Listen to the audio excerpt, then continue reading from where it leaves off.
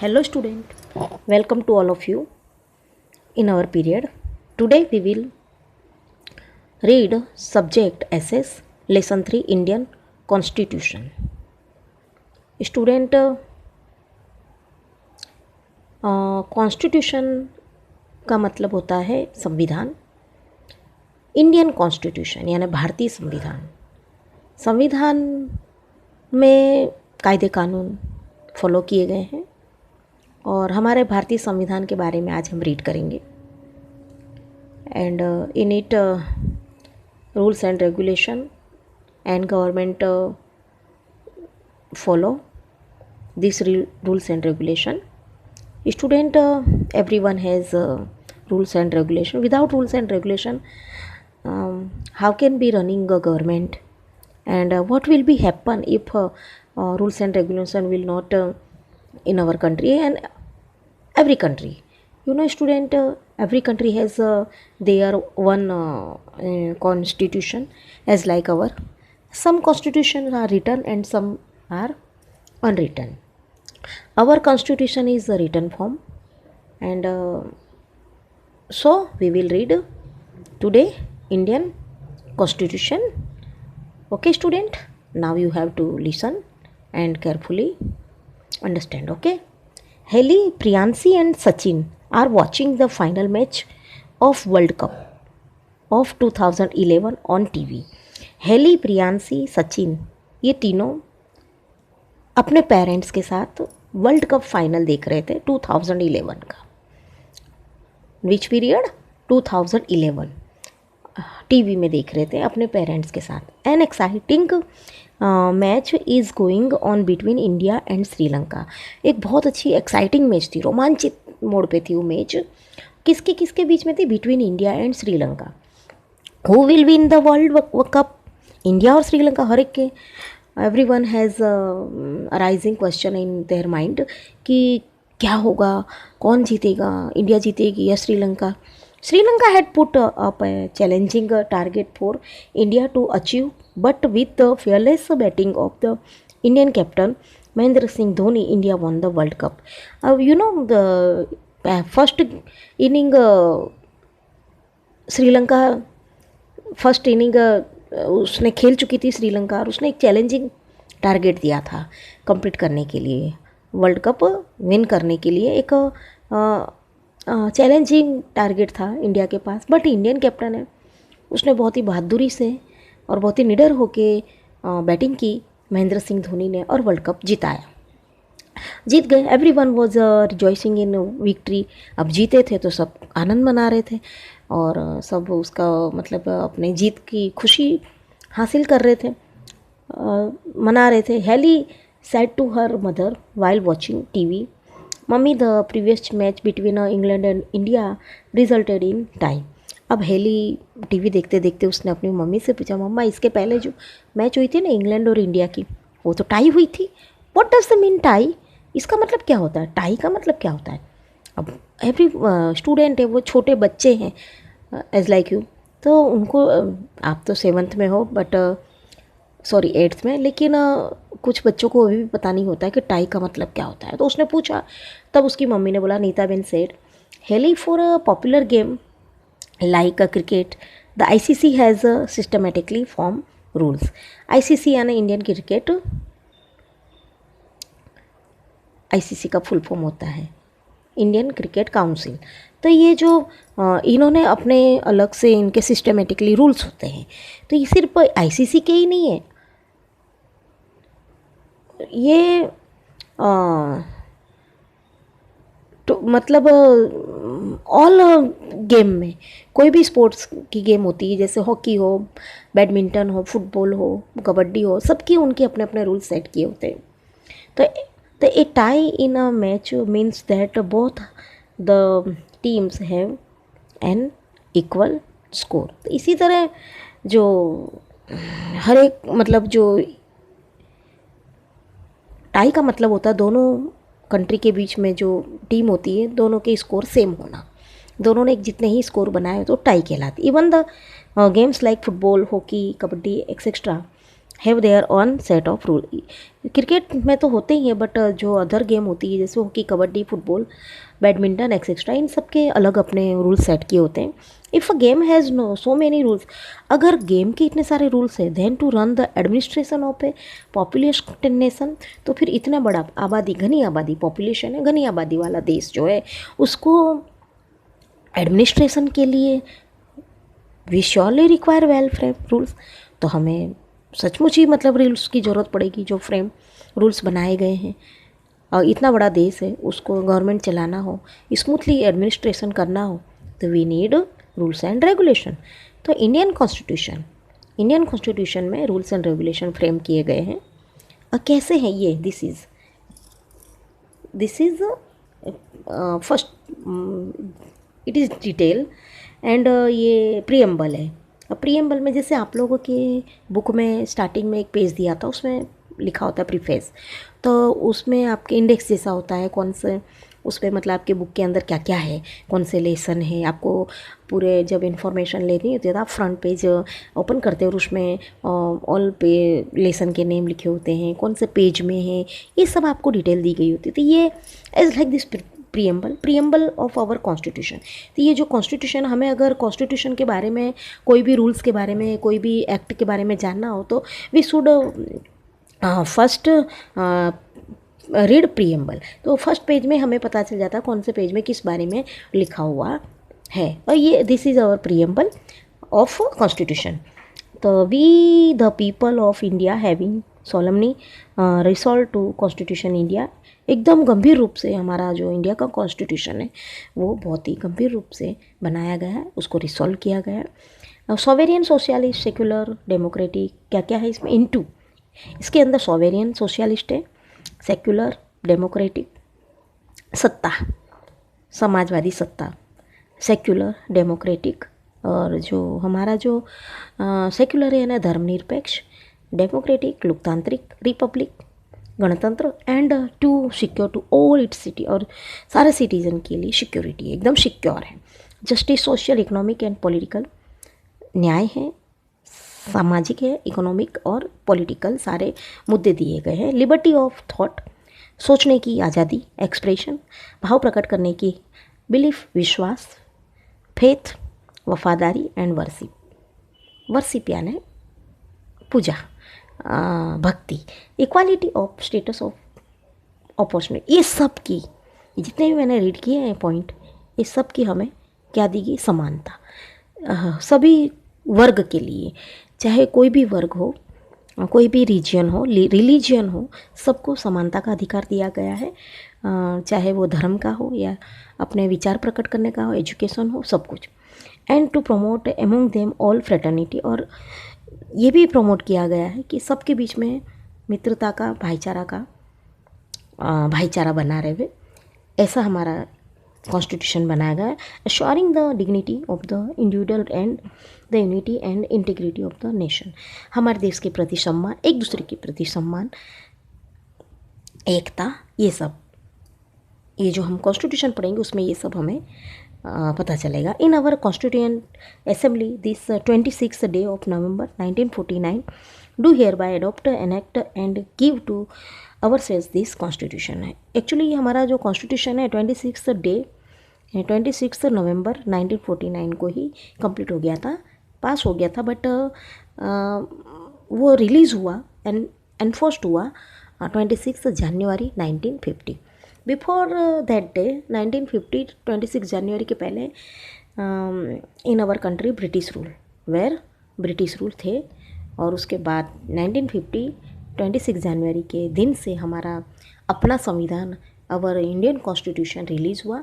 On that day our rules and regulation are implementation. Okay students, now a systematic compilation of set of rules to run the government of a country is known as the constitution of the country।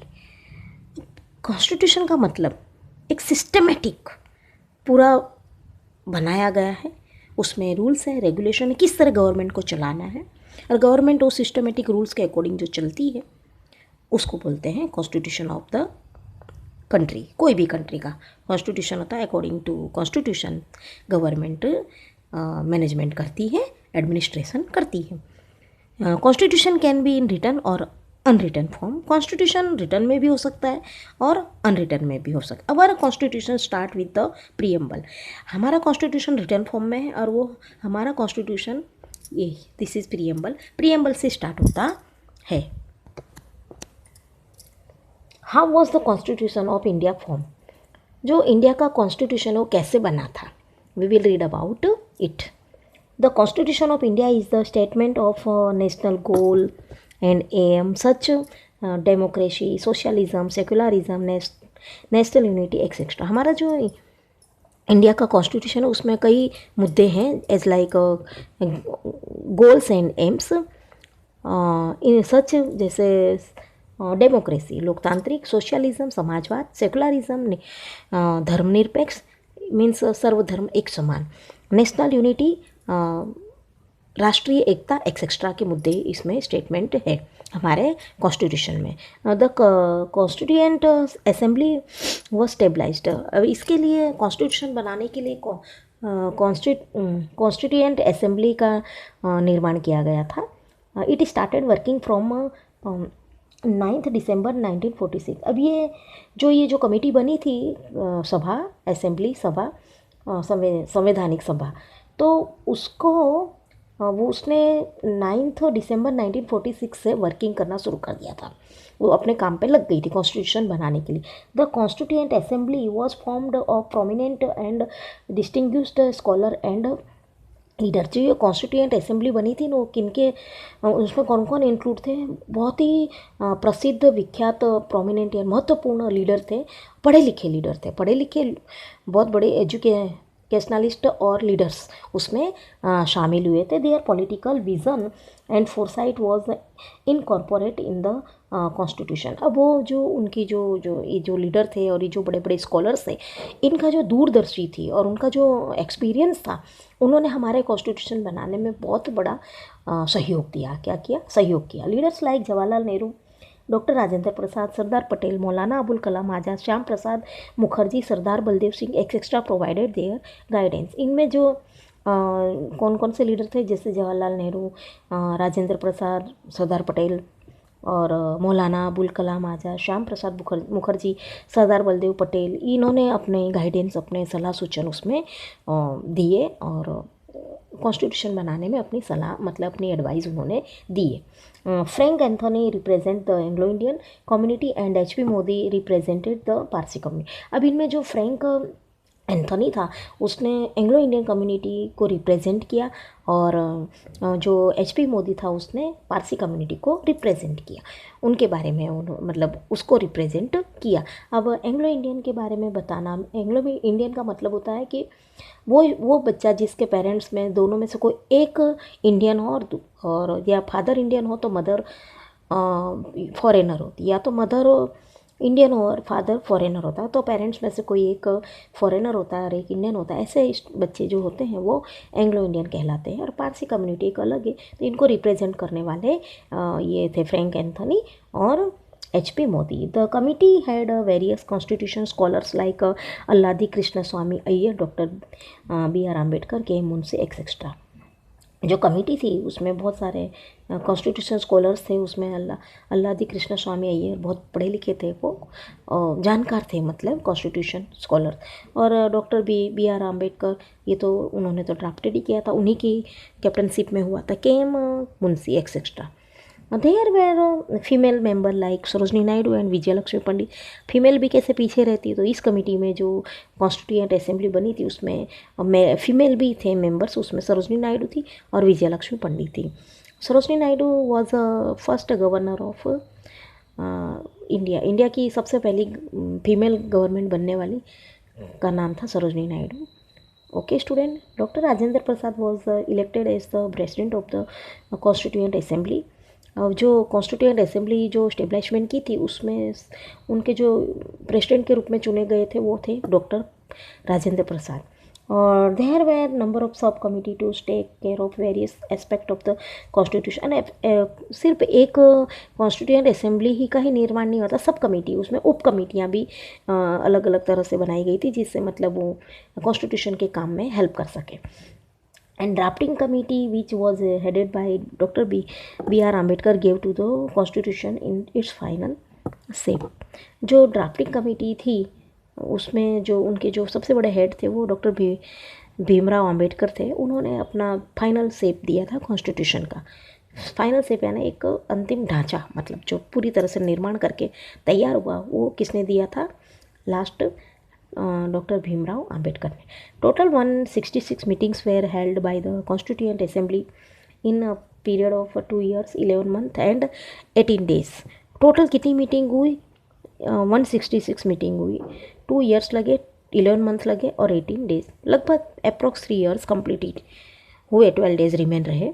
On 26 November 1949 the committee pass the constitution. अब जो ये committee थी जो constituent assembly, तो ये 26 नवंबर 1949 को इसने अपना कॉन्स्टिट्यूशन पास कर दिया था।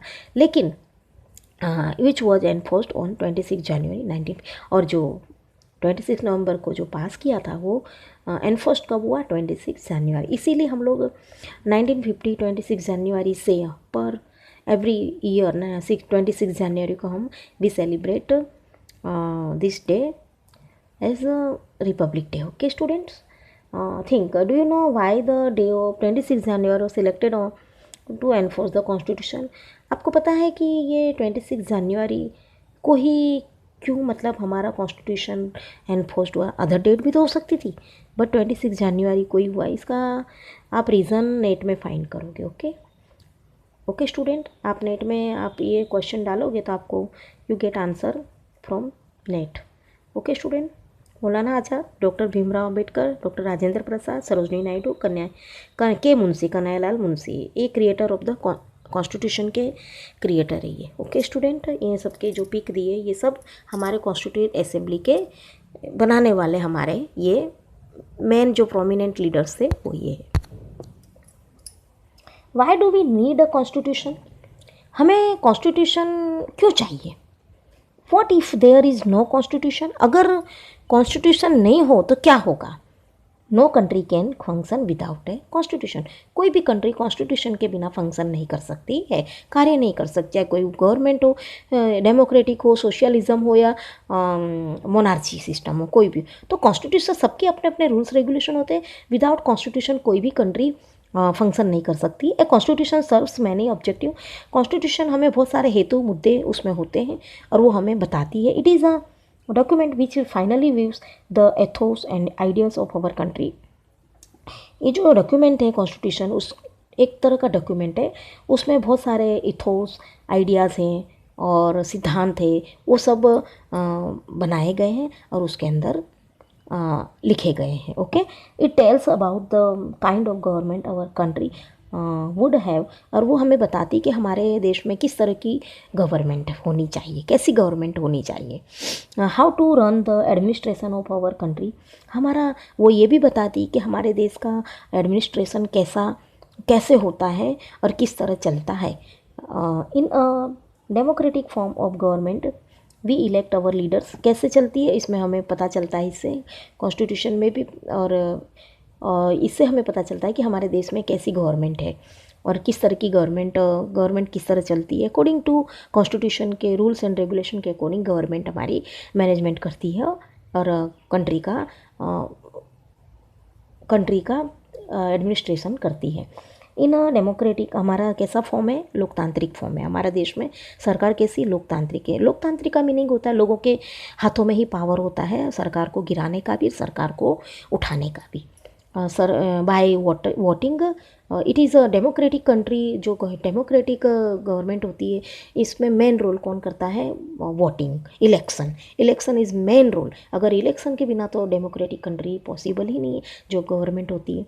इसलिए लोगों के द्वारा ही उनके जो रिप्रेजेंटेटिव होते हैं वो चुने जाते हैं, और लोग चाहे तो सत्ता को गिरा भी, सरकार गवर्नमेंट को फॉलिंग भी कर सकते हैं और लिफ्टिंग भी कर सकते हैं। ओके स्टूडेंट, तो अब देखो गवर्नमेंट के ही द्वारा लोगों के द्वारा गवर्नमेंट बनाई गई है, तो गवर्नमेंट का काम भी तो लोगों के लिए होगा ना। ओके स्टूडेंट, तो in a democratic form of government we elect our leader so that they can run the administration on our behalf. हमारे लिए ही वो एडमिनिस्ट्रेशन करती है, हमारी सुख सुविधाओं का, हमारी सिक्योरिटी का ध्यान रखती है। However there are provisions in the constitution to check the misuse of power by the leaders. अब जो कॉन्स्टिट्यूशन ने सारे रूल्स रेगुलेशन दिए उसके अकॉर्डिंग गवर्नमेंट मैनेजमेंट करती है अपने देश का, वर्किंग करती है अपने देश पे। तो जो कॉन्स्टिट्यूशन है उसका भी ध्यान होना चाहिए, वो भी ध्यान रखती है कि ये जो पावर दिया है लीडर्स को तो कहीं उसका मिसयूज़ तो नहीं हो रहा है, लीडर्स अपने पावर का मिसयूज़ तो नहीं करते हैं, लोगों को दबा तो नहीं रहे, लोगों के प्रति कोई अनजस्टिफाई तो नहीं हो रहा है। ये सब ध्यान कौन रखती है? Constitution. Things to know the constitution of India has borrowed some special features of the constitutions of Britain, Ireland, France and the United State of America. ये जो हमारे कंट्री का जो कॉन्स्टिट्यूशन लिया जो बनाया गया उसमें सम फीचर्स, स्पेशल फीचर्स बोरो किए गए हैं ब्रिटेन से, आइलैंड से, उनके आइडियाज़ भी लिए गए हैं और उसको रीड करके, उसको स्टडी करके और फिर उसको भी थोड़ा बहुत मतलब फॉलो किया है, सब उसमें लिए गए हैं। The constitution of India is the longest written constitution in the world. दुनिया का सबसे बड़ा कॉन्स्टिट्यूशन, लंबा कॉन्स्टिट्यूशन हमारा इंडिया का कॉन्स्टिट्यूशन है, बिकॉज हमारा India is according to population our India has second rank. First rank has China, and after then our population is the second large population country our. And in area, according to area our country has seventh area. Okay, area के according देखने जाए तो हमारा country का number 7th number पे आता है, लेकिन पॉपुलेशन के अकॉर्डिंग हमारा कंट्री का नंबर 2nd नंबर पे आता है। फर्स्ट नंबर पे है largest population in China country. Second feature of our constitution, हमारे कॉन्स्टिट्यूशन के मुख्य सब्जेक्ट मतलब मुख्य फीचर्स मीन्स गुण, अंश, जो भी कहो, तो ये हमारे जो महत्वपूर्ण जो फीचर्स है हमारे कॉन्स्टिट्यूशन के उनके बारे में हम रीड करेंगे। तो सबसे पहले है डेमोक्रेटिक रूल। हमारे रूल्स कैसे हैं? डेमोक्रेटिक यानी लोकतांत्रिक रूल है। India has adopted the democratic system of government. हमारे इंडिया में जो सिस्टम है वो गवर्नमेंट कैसी है? डेमोक्रेटिक है। General elections are held in our country every 5 year.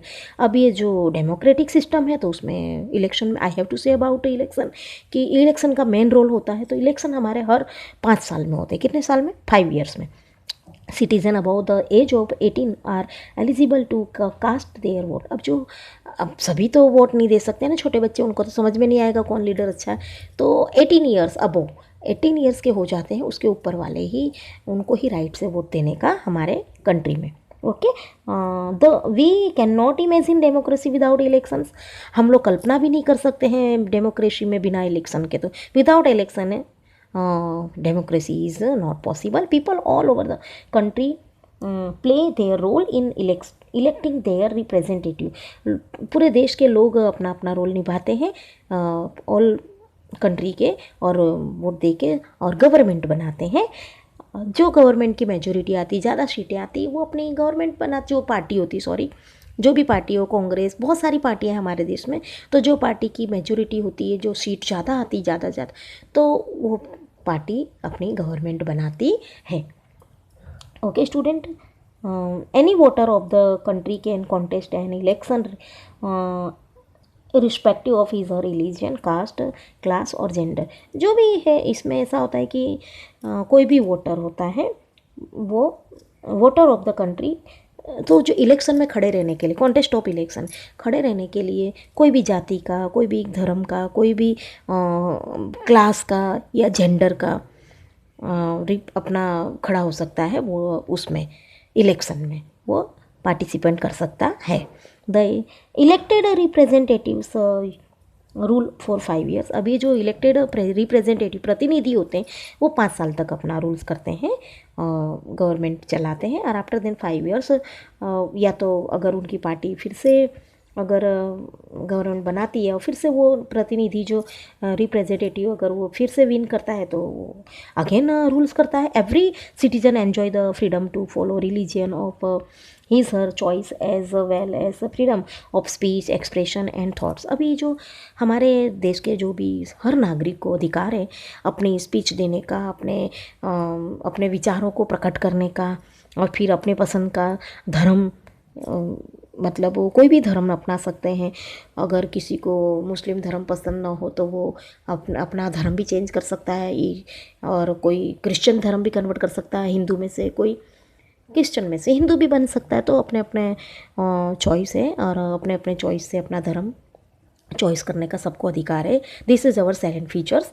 And now come at the secularism. Secularism में जो मैंने कहा था अपने अपना धर्म कोई भी धर्म अपना सकता है। तो सेकुलरिज्म यानी धर्मनिरपेक्ष, जो सर्वधर्म एक समान, हमारे कंट्री में सेकुलरिज्म है। ओके स्टूडेंट, बच्चों, तो a secular nation means that the government does not confirm to norms of any particular religion in its system of governance. अब क्योंकि बिकॉज आवर कंट्री है सेकुलरिज्म, तो जो हमारी कंट्री की गवर्नमेंट है वो किसी एक धर्म के अकॉर्डिंग चलकर अपना डिसीजन नहीं ले सकती है। एक धर्म के प्रति उसका झुकाव नहीं हो सकता। उसके लिए गवर्नमेंट के लिए सारे धर्म एक समान है, इसलिए उसको सर्वधर्म को देखकर ही कोई भी रूल्स और रेगुलेशन बनाती है, कोई भी काम करती है तो उसको सारे धर्म के बारे में सोच कर ही करना पड़ेगा। Okay, citizens are not discriminated on the basis of their faith, sect और रिलीजन। और जो लोग हैं उनके धर्म या उनके धर्म के अकॉर्डिंग उनके साथ व्यवहार नहीं होगा। सबके साथ इंडियन जैसा, जो इंडियन सिटीजन है अकॉर्डिंग टू, चाहे कोई भी धर्म के लोग हो। जैसे कि मैंने कहा कि इलेक्शन में भी कोई भी धर्म है, कोई भी मतलब कोई लिमिट नहीं है, सभी मतलब इलेक्शन में कॉन्टेस्ट कर सकते हैं।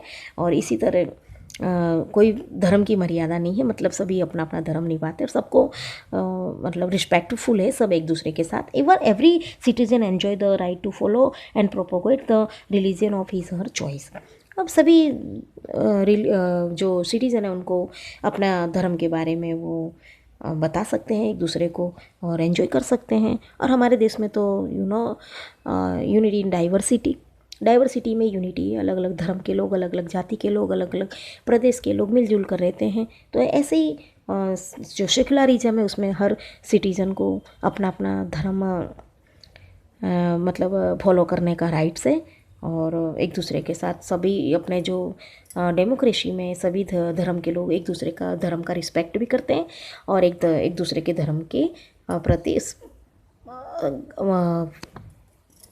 सब एक दूसरे के धर्म का रिस्पेक्ट करते हैं। Okay student, Republic. Now come at the Republic means a government that obtain power from people directly or indirectly. We have adopted a democratic republic system of government, which means the power are not limited in the hands of a few privileged people. Rather it is accessible all the citizen irrespective of their caste, class, religion और gender. इसका मतलब Republic का मतलब होता है जो हमारे देश में मैंने आपको कहा कि डायरेक्टली और इनडायरेक्टली पावर जो है गवर्नमेंट को दिया गया है। रिपब्लिक गवर्नमेंट दैट ऑब्टेन, जो गवर्नमेंट ने पावर जो मिला है उनको पावर वो डायरेक्टली और इनडायरेक्टली लोगों के द्वारा मिला गया है। समझ में आया? तो और हमारे देश में डेमोक्रेटिक सिस्टम जो रिपब्लिक सिस्टम है वो हमारी गवर्नमेंट कैसी है, लोकतांत्रिक है।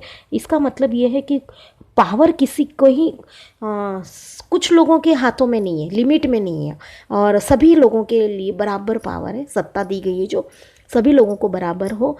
ये हमारे मतलब कॉन्स्टिट्यूशन में जो रिपब्लिक पॉइंट दिया गया है फीचर्स, उसमें ये बताया गया है चाहे कोई भी कास्ट हो, कोई भी क्लास हो, कोई भी जेंडर हो, कोई भी रिलीजन, सबके लिए सबकी सत्ता बराबर होगी। कोई भी मतलब जैसे रिच है, पुअर है, तो कुछ ऐसा ना हो कि रिच पीपल ही अपने हाथों में सत्ता ले ले, फिर सारा पावर उनके पास हो, ऐसा नहीं है। हमारे देश में सभी लोगों के लिए समान अधिकार है और पूरी सत्ता, जो भी सत्ता है सब लोगों के पास बराबर की सत्ता है। लोग चाहे तो गवर्नमेंट को बनाती भी है, लोग चाहे तो पीपल चाहे तो गवर्नमेंट को गिराती भी। तो इनडायरेक्टली या डायरेक्टली जो गवर्नमेंट के पास पावर आता है वो लोगों के द्वारा ही दिया गया होता है। इसलिए कुछ लोगों के पास पावर नहीं है, पावर सभी लोगों के पास है, सारे लोगों के पास सत्ता है, चाहे फिर वो अकॉर्डिंग रिलीजन हो या क्लास हो या जेंडर हो, सभी के लिए समान अधिकार है। Okay student, things to know, any common person, man, women, be it a hawker और वेजिटेबल वेंडर कैन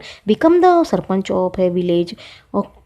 स्टूडेंट आपको पता है, चाहे कोई भी वेजिटेबल वेंडर्स हो या कोई फेरी वाला हो, वो भी गांव का सरपंच बन सकता है। उसके लिए भी कोई मतलब पावर की जो मतलब सभी को मतलब हक है बनने का, और सभी जो इलेक्शन में कॉन्टेस्टेंट बन सकते हैं। फॉर एग्जाम्पल मैसन मंजी भाई contested election of legislative assembly and become the member of legislative assembly MLA. जैसे कि इसमें एग्जांपल बताया है कि मैसन मीन्स आपको पता है राजगीर जो बिल्डर होता है, जो मकान वगैरह बनाने का जो काम करते हैं उसको मैसन, वो मंजी भाई वो भी इलेक्शन के कॉन्टेस्टेड में खड़ा हुआ और जीते, और वो क्या बने, member of legislative assembly MLA. Okay, अब ये आपको ऑर्गेन्स दिए हुए, ये जो पूरा जो तैयार किया गया है column, central government first, main जो सेंट्रल गवर्नमेंट में जो मेन होते हैं प्रेसिडेंट होते हैं, it is include president is include government. Okay, it is he is the organ of the government. तो प्रेसिडेंट, अब उसके यहाँ पे 3 पार्ट्स दिए हैं। फर्स्ट प्रेसिडेंट है, it is main role, president का मेन रोल होता है गवर्नमेंट में, सेंट्रल गवर्नमेंट में। यहाँ legislature, parliament, Lok Sabha and Rajya Sabha, Vidhan Parishad, संसद, पार्लियामेंट, और ये जो इसमें जो होता है लोकसभा और राज्यसभा होती है। ओके, जो वहाँ पे अपना दिल्ली में जो है पार्लियामेंट का मतलब होता है संसद, और उसमें लेजिस्लेचर हमारा संसद, उसमें 2 विंग्स है, लोकसभा और राज्यसभा। अब यहाँ पे president executive, prime minister, council of minister, executive and cabinet, और उसमें जो होता है मेन प्राइम मिनिस्टर और उसके कैबिनेट मंत्री होते हैं, उसके अपने मंत्री परिषद, और उसमें प्राइम मिनिस्टर मेन होता है और उसके अपने काउंसिल ऑफ मिनिस्टर्स होते हैं। जुडिशरी है ना, जो कल्प्रिट है या किसी को पनिशमेंट देने के लिए जुडिशरी, न्यायतंत्र, उसमें सुप्रीम कोर्ट। ये it is parts of organs of central government. Okay student, बच्चों हमारे जो इंडिया में 2 टाइप की गवर्नमेंट है, एक तो सेंट्रल गवर्नमेंट है और दूसरी स्टेट गवर्नमेंट। सेंट्रल गवर्नमेंट को हम यूनियन गवर्नमेंट भी कहते हैं, और सेंट्रल गवर्नमेंट में जो एंटायर नेशन में जो मेन जो रोल होता है वो प्रेसिडेंट का होता है। विदाउट प्रेसिडेंट के कोई रूल्स एंड रेगुलेशन पास नहीं होता है, विदाउट हिज या हर साइन। ओके, अब ये स्टेट गवर्नमेंट है, this is a state government. State government is like, जैसे यहाँ पे एंटायर नेशन में प्रेसिडेंट काम आता है, ऐसे एंटायर स्टेट गवर्नमेंट है राज्य की, राज्य सरकार। अब यहाँ पे जो गवर्नर है ना, वो प्रेसिडेंट की ही भूमिका निभाता है एज लाइक प्रेसिडेंट, लेकिन प्रेसिडेंट एंटायर नेशन में है और गवर्नर एंटायर स्टेट में, स्टेट लेवल पर गवर्नर की वही वैल्यू है जो सेंट्रल गवर्नमेंट में प्रेसिडेंट की है। अब यहाँ पे as like this, here legislature, state government, legislative assembly, Vidhan Sabha, Vidhan Parishad. अब ये जो स्टेट गवर्नमेंट की होती है ना, वो लेजिस्लेचर होती है, उसमें हमारा जो लेजिस्लेचर है, जो सचिवालय है वो गांधीनगर में, because Gandhinagar is Gujarat capital. State government, legislative assembly, वहाँ पे जो लेजिस्लेटिव असेंबली है उसमें विधानसभा है और विधान परिषद। अब यहाँ पे एग्जीक्यूटिव, अब जैसे यहाँ पे एग्जीक्यूटिव है मंत्रिपरिषद, ऐसे यहाँ पर भी है, पर चीफ मिनिस्टर, यहाँ पर प्राइम मिनिस्टर मेन होता है। यहाँ पे हमारे स्टेट गवर्नमेंट का जो स्टेट गवर्नमेंट होती है और स्टेट का जो मेन जो प्रतिनिधि चीफ होता है उसको चीफ मिनिस्टर बोलते हैं, और एंटायर नेशन का होता है जो प्राइम मिनिस्टर होता है। जैसे अभी हमारे prime minister mister Narendra Modi और हमारे चीफ मिनिस्टर विजय रूपानी जी है। ओके स्टूडेंट, तो ऐसे ही chief minister and council of minister और लोकल एडमिनिस्ट्रेशन। तो यहाँ पे जो इसका भी लोकल एडमिनिस्ट्रेशन होता है, जैसे तालुका पंचायत, ये लोकल में जो होते हैं उसमें पंचायत आ जाती है, municipal corporation and municipal boards आ जाता है जो एरिया वाइज होते हैं, तो ये लोकल एडमिनिस्ट्रेशन में आ जाता है। अब यहाँ पे जुडिशरी, अब जैसे यहाँ जुडिशरी में सुप्रीम कोर्ट आती है, supreme court only 1 court in it is situated in the Delhi. और इसी तरह हमारे जो ये है जुडिशरी, तो यहाँ पर हमारे जो every state has high court, तो जैसे ये जुडिशरी में सुप्रीम कोर्ट है, हमारी इसमें हाई कोर्ट आ जाती है, फिर डिस्ट्रिक्ट कोर्ट आती है उसके नीचे, सब सबऑर्डिनेट है, तालुका कोर्ट और फैमिली कोर्ट जो होती है वो। तो ये सब हमारे, मैंने आपको ऑर्गेन्स बता दिए। और things to know, this is our two type government, first central government and second state government. Okay student, here representative हमारे प्रतिनिधि है। यहाँ पे लोग इनएक्ट लो को अगर मान लो एक्ट करने के लिए जो नारे उठाए जाते हैं, आंदोलन किया जाता है, कुछ लोग अपने जो कि because our country is democratic, तो लोगों के हाथों में भी सत्ता होती है, सब पावर। तो लोगों के द्वारा सामने जो ये प्रतिनिधि वो असेंबली कर रहे हैं यहाँ पे इम्प्लीमेंट ऑफ लॉ, यहाँ पर है इम्प्लीमेंशन यानी कायदे को प्रसार करना, यहाँ फंक्शन ऑफ गवर्नमेंट, एंड यहाँ पे पब्लिक ओपिनियन यानी जो वोट देते हैं ना इस तरह। अब इसमें मतलब अपना वोटिंग कीप करते हैं, डालते हैं। तो ये आपको ये पूरा इस तरह बताया, ये लोग आंदोलन जैसा कर रहे हैं। यहाँ पे रिप्रेजेंटेटिव अपने असेंबली कर रहे हैं, एड्रेस कर रहे हैं लोगों को। यहाँ पे इम्प्लीमेंशन ऑफ लॉ, इस तरह मतलब कैसे कायदे को मतलब प्रसार किया जाता है, पास किया जाता है, उस पर मतलब इम्प्लीमेंशन यानी का प्रसार करना या उसको पास करना, उस पर लागू करना नियम को। और पब्लिक ओपिनियन, लोगों का ओपिनियन जो वोटिंग करते हैं वो है फंक्शन ऑफ गवर्नमेंट। इस तरह गवर्नमेंट का फंक्शन होता है। Legislature, executive and judiciary are the organ of government. Legislature makes laws, executive with the help of civil service officer implement the laws and judiciary. अब जो लेजिस्लेचर का जो काम होता है वो कायदा बनाने का होता है, और executive with the help of civil service officer, जो सिविल सर्विस ऑफिसर्स होते हैं, म्यूनसिपल कमिश्नर, एडमिनिस्ट्रेशन ऑफिसर, ये सब, तो ये इम्प्लीमेंट द लॉ एंड उसको वो करते हैं क्या, लॉज और जुडिशरी को इम्प्लीमेंट करते हैं, उसको लागू करते हैं। Makes people follow the law and does the work of providing justice, जो लोगों के लिए कायदे कानून बनाते हैं और उस पर उसको फॉलो करते हैं, लोग उसको फॉलो करते हैं और न्याय देने का काम करती है कौन, executive. Okay, judiciary and educative. अब Gujarat also has Vidhan Sabha, council of minister and high court. Why so, Gujarat की भी है क्योंकि because Gujarat is a state, so इसलिए उसकी भी विधानसभा है, और काउंसिल ऑफ मिनिस्टर भी है, और हाई कोर्ट है। Federal state, now this is silent feature, federal यानी एक संघी। हमारा कंट्री जो है उसमें फेडरल स्टेट है, यानी जो केंद्र द्वारा ही, जो सेंटर के अकॉर्डिंग ही रूल्स रेगुलेशन होते हैं, और वो एक दूसरे से कनेक्टेड होते हैं। फेडरल का मतलब एक संघी, एक दूसरे के साथ कनेक्टेड होते हैं, उनको भी सेंट्रल गवर्नमेंट का रूल्स मानना पड़ता है। सम रूल्स होती है, लिस्ट होती है, वो कुछ गवर्नमेंट की होती है, सेंट्रल गवर्नमेंट की होती है, कुछ अपने रूल्स भी होते हैं स्टेट के, और कुछ मिक्स होते हैं। तो India is a federal state, there is a distribution of subject on which the centre of the state government can frame laws. ये बांटे गए हैं कुछ डिस्ट्रीब्यूशन सब्जेक्ट जो है, कुछ सेंट्रल गवर्नमेंट के होते हैं, कुछ खुद अपने स्टेट गवर्नमेंट भी खुद अपने रूल्स बना सकती है, उसको भी थोड़े राइट्स दिए गए हैं। सम रूल्स मेकिंग, ऐसे जैसे मतलब कोई जॉब करते हैं गवर्नमेंट, तो कुछ टू टाइप की कुछ जो होते हैं वर्कर, या कई लोगों की गवर्नमेंट जॉब होती है, तो उसमें किसी की सेंट्रल गवर्नमेंट में जॉब करते हैं, कई लोग स्टेट गवर्नमेंट में होते हैं, तो टू टाइप्स की जॉब भी होती है गवर्नमेंट जॉब। तो स्टेट गवर्नमेंट है वो जैसे कि सेंट्रल गवर्नमेंट की जो सैलरी होती है वो सभी के लिए, मतलब पूरे सेंटर में जो सेंट्रल गवर्नमेंट वाले जो होंगे लोग, तो वो पर्सन को सबको एक जैसी ही सैलरी मतलब जो उनका इंक्रीमेंट होता है इस तरह एक जैसा होता है। और स्टेट गवर्नमेंट होती है वो अपनी तरह से अपना इंक्रीमेंट अलग अलग कर सकती है। स्टेट गवर्नमेंट में जैसे गुजरात स्टेट की जो पेमेंट होगी तो वो राजस्थान स्टेट की अलग होगी, हरियाणा स्टेट की अलग होगी, इस तरह स्टेट वाइज अपने अपने रूल्स। और शैक्षणिक जो एजुकेशन रूल्स है उनके भी अलग अलग होते हैं, कुछ मतलब रूल्स उनके अलग होते हैं। There are 3 such